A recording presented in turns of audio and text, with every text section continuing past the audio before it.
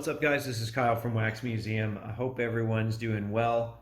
I know there's been a lot of big hobby news this week.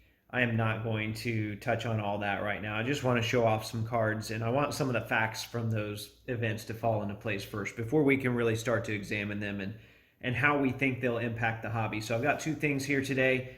I got two packages, and then if you'll notice, I've got a binder out here. So that should, or a Z-folio, that should be an indicator that, hey, maybe something from in here is going to end up in here. And I want to do a little show off of some other cards in the process. So let's start with this one, which should not go in the binder.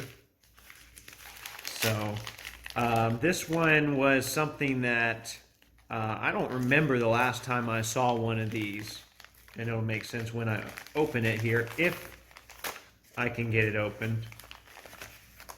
At least I brought my scissors this time. I'm sorry, I know you don't need to see me struggling through an envelope every time. Okay, so let's see if we can get just the card itself. So here we have it. And I just watched a YouTube video of this guy. And this card, you can see, we'll show the back first. It's 3 out of 10. And you can see it's Bob Lanier. And there you have it. And let's get it out of this, or at least take the cover off of this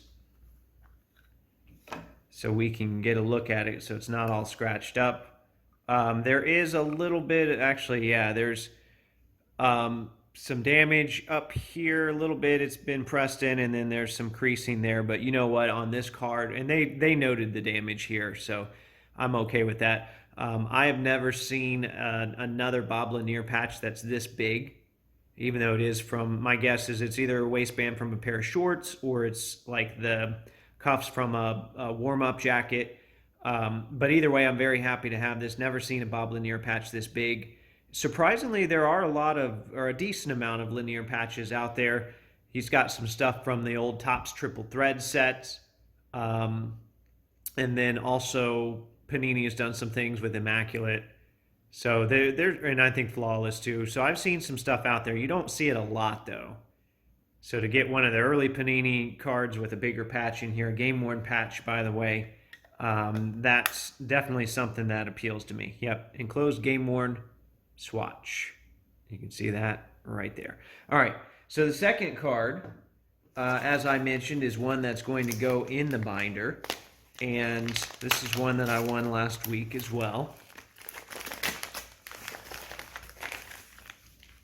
They did the envelope inside the envelope thing here. Doesn't feel like there's much protection on the inside of it, though. These little envelopes are flimsy here. All right. And the seller was real vague on the description of the card. Basically, like, if you're worried about scratches, you know, my cards are described as very good, but don't bother me about asking what it would grade, blah, blah, blah. So, like, it was kind of a, you know, an unknown on what it would show up looking like. So I think that scared some bidders off. It still went for more than it would have, you know, when I should have bought it. But that's kind of the way the hobby is right now. So here we have it. Lots of tape here. But very excited to add this one, and let's get it out of let's free it from the top loader and the tape here for the moment. This is a 2003 Topps Chrome Reggie Miller Gold Refractor, numbered 74 out of 99. And I've always thought that the 03 was kind of dull. Maybe it's just because the gold was kind of dull on the outside, but the surface on that is, I do see one line maybe right there, but actually that card looks really good, way better than described. So I can't argue with that at all. So that's a big one to add that to my collection. So what I wanted to do today, since I was adding a gold refractor to this binder anyway, let me see if I can get it all in the shot here. I'll try and get a lot of it into the shot.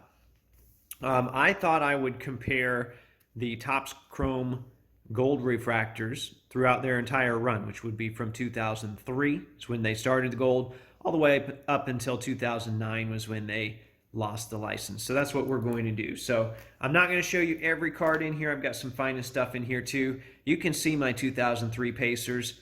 I thought I was done with the set. I forgot I'm missing Jermaine O'Neal. So I still need Jermaine O'Neal.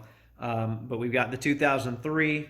So I'm going to pull one from every year. So there's an '04 Reggie. We'll look at that in a moment. Reggie retired. So let's go with Granger. In '05, let's go with Granger. In '06 here. '07 was just dumb. There's no gold refractors in '07 for anyone that's curious.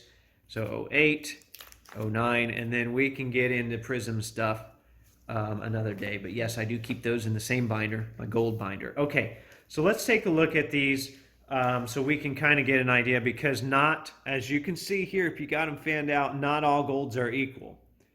Now, I like the one that sticks out the most in all of these, so you might be able to guess which one that is, but we'll go through them. So I showed you the '03. Let's compare the '03 to the '04. Very similar, and I'll pull them up here so you can see them. Very similar shine on those, very similar gold.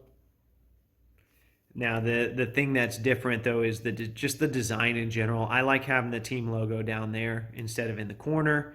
So '04, '05 is actually my favorite Topps Chrome design since we've had gold refractors. So unfortunately, my guy Ron Artest, as I mentioned on this week's episode, didn't make it in there because he punched fans.